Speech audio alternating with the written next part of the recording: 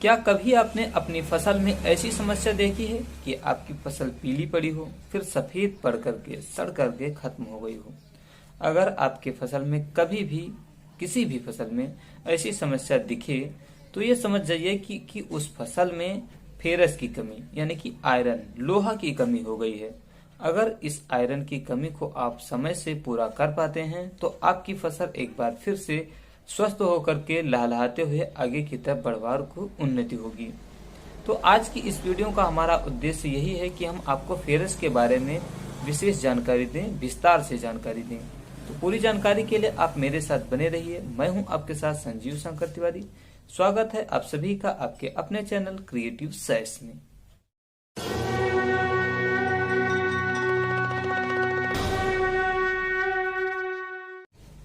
जब भी आपके फसल में फेरस की कमी होती है तो फसल के पौधों में प्रकाश संश्लेषण की प्रक्रिया बाधित हो जाती है।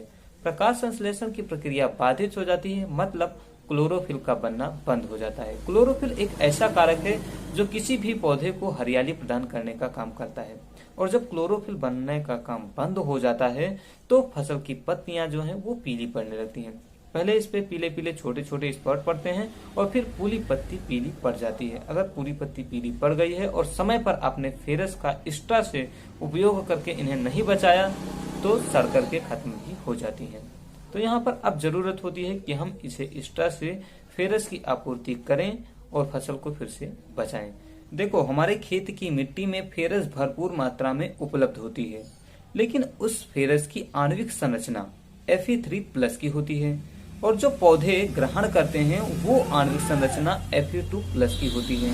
तो जब तक हमारे मिट्टी में उपलब्ध Fe3+ टूट करके Fe2+ में बदलता रहता है तब तक पौधों में फेरस की कमी नहीं होती है। और इस बात के भी हम ही जिम्मेदार हैं कि Fe3+ टूट करके Fe2 में बदलेगा या नहीं बदलेगा। अगर हम रासायनिक खादों का ज्यादा प्रयोग करते हैं तो हमारी मिट्टी के पीएच वैल्यू ऊपर नीचे होती रहती है। जैसे ही पीएच वैल्यू ऊपर जाएगी वैसे ही Fe3+ टूट करके Fe2 में बदलना बंद हो जाएगा और हमारे फसलों में फेरस की कमी महसूस होगी। तो हमें एक्स्ट्रा से फेरस देने की जरूरत पड़ती है। अगर हम रासायनिक खादों के साथ साथ कार्बनिक खादों यानी कि जैविक खादों का प्रयोग करें तो Fe3+ का टूटकर Fe2 में कन्वर्ट होना निरंतर जारी रहेगा। कुछ स्थितियां इसमें भी बनती हैं जब Fe3 टूट करके Fe2 में बदलना बंद हो जाता है, जैसे बाढ़ का पानी आ जाए, पानी ज्यादा हो जाए, तापमान बहुत ज्यादा कम हो जाए। तो इन स्थितियों में ऐसा देखा जाता है कि फेरस की मात्रा हमें कमी दिखाई जाने लगती है। फसलें हमें बताने लगती हैं कि हमें एक्स्ट्रा से फेरस देने की जरूरत है। पौधे फेरस को ग्रहण करने के लिए अपटेक कैलेशन मैकेनिज्म का प्रयोग करते हैं। इस मैकेनिज्म में पौधे साइड्रोफोर्स नामक एक यौगिक छोड़ते हैं जो फेरस की घुलनशीलता को बढ़ा करके उनके साथ अपना बंध बनाता है और फिर पौधों को फेरस उपलब्ध कराता है। पौधों में फेरस का अवशोषण पौधों की जड़ों व जड़ों के बाल से होता है। तो जितनी ज्यादा नई जड़ें होंगी, जितनी ज्यादा नई जड़ों के बाल होंगे, उतनी ही ज्यादा जल्दी, उतनी ही ज्यादा आसानी से पौधे फेरस को अवशोषित कर सकेंगे। यहाँ मैं आपको एक बात बता दूं कि हर प्रकार की मिट्टी में अमोनियम नाइट्रोजन अर्थात यूरिया फेरस की घुलनशीलता को बढ़ा करके पौधों को फेरस ग्रहण करने में मदद करता है। वहीं नाइट्रेट नाइट्रोजन कुछ प्रकार की मिट्टी में बाधा भी उत्पन्न करता है। ऐसी बाधा वाली मिट्टी की पीएच वैल्यू हमेशा घटती बढ़ती रहती है।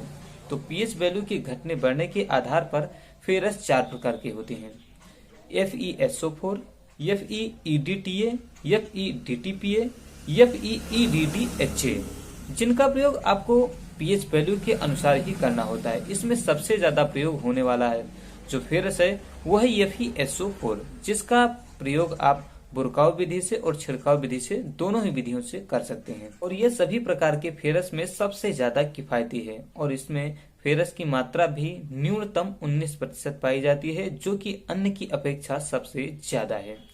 बेशक यूरिया पौधों को फेरस पहुंचाने में मदद करता है, लेकिन बुरकाव विधि से आप यूरिया का प्रयोग और फेरस का एक साथ प्रयोग ना करें, क्योंकि दोनों एक साथ मिलते ही पानी पानी हो जाती हैं। फिर आपको इसका छिड़काव ही करना पड़ेगा, आप बुरकाव नहीं कर सकते हैं। यहाँ मैं आपको एक बात जरूरी रूप से बता देना चाहता हूँ कि अगर आपकी मिट्टी की पीएच वैल्यू 7 से ऊपर की है तो FeSO4 जो फेरस आप प्रयोग कर रहे हैं बुरकाव विधि से, उसका आपको कोई परिणाम नहीं मिलेगा। अगले तीनों फेरस चिलेटेड फेरस हैं, जिनका इस्तेमाल आपको सिर्फ पर्ण आवेदन से छिड़काव के रूप में ही करना है। तो अगर आपकी मिट्टी की पीएच वैल्यू 6 है तो आपको FeEDTA का इस्तेमाल करना है। अगर आपकी मिट्टी की पीएच वैल्यू 7 है तो आपको DTPA का छिड़काव करना है, इस्तेमाल करना है।